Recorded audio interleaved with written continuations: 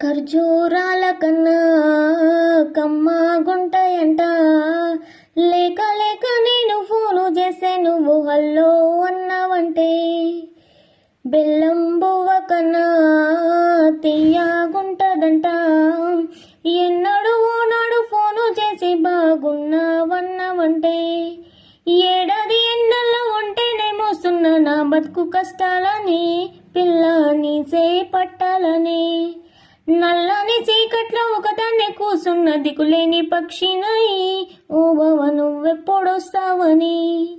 ఈ సీనయ్య గుండున్నదే సినదాన నీ కోసము, ఆ దూరాల చెరుపుతూ తీరాలకెక్కింది అందాల ఈ మనము.